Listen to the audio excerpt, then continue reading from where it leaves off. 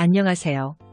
경제적, 육체적 어려움으로 힘든 분들에게 정확한 정보를 제공하여 희망적인 결과를 만들어드리는 산재 가이드입니다. 산재 사고를 당하면 치료 과정 중에는 근로복지공단으로부터 휴업급여를 받아 생활비 부담을 덜 수 있습니다.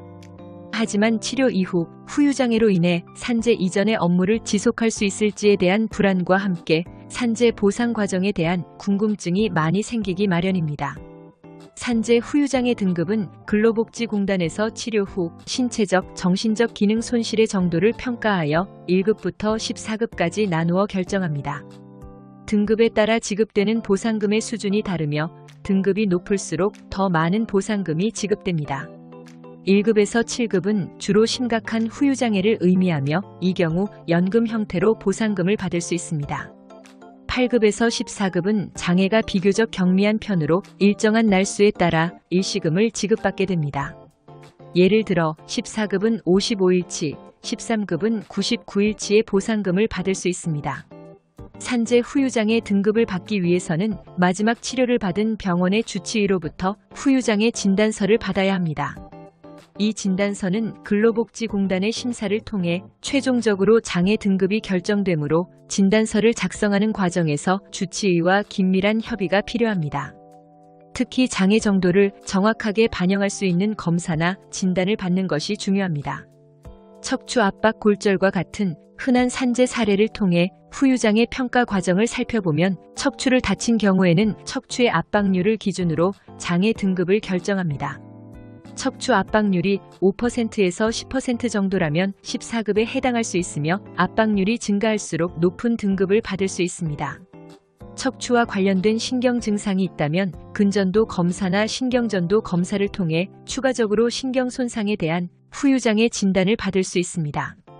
이 경우 기존의 등급보다 한두 등급 상향될 수 있으므로 반드시 해당 검사를 고려하는 것이 좋습니다.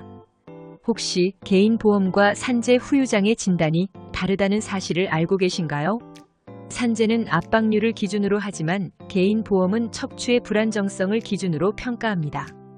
개인보험은 치료받은 주치의 외에도 다른 의사를 통해 후유장애 진단을 받을 수 있으므로 보다 유리한 진단을 받을 수 있는 병원을 선택하는 것이 중요합니다.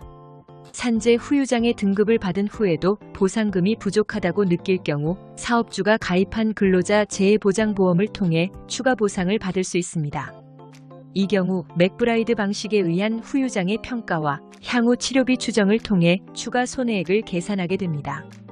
만약 사업주가 해당 보험에 가입하지 않았다면 민사소송을 통해 추가적인 보상을 청구할 수 있습니다. 산재 장애 등급을 잘 받기 위해서는 후유장애 진단서를 작성하는 주치의의 역할이 매우 중요하므로 치료병원을 선택할 때 후유장애 평가 경험이 많은 의료진이 있는 병원을 선택하는 것이 좋습니다. 신경 손상 여부를 확인하기 위해 근전도 검사와 같은 정밀 검사를 받을 수 있도록 해야 합니다. 그리고 산재 보상과 관련하여 법률 전문가의 상담을 받으면 보상 절차를 명확하게 이해하고 준비할 수 있을 것입니다. 산재 가이드는 법률적으로 문제가 될 수 있는 부분에 관해 상세히 설명을 드리고 해결책을 제시하는 길잡이를 해드립니다. 항상 노력하는 자세로 의뢰인의 이익을 최우선하는 모습을 보여드리겠습니다. 그 밖에 더 많은 정보는 네이버 산재 가이드 카페로 오시면 확인하실 수 있습니다. 내용이 마음에 드셨다면 구독과 좋아요, 알림 설정 부탁드립니다. 더 좋은 내용으로 찾아오겠습니다. 감사합니다.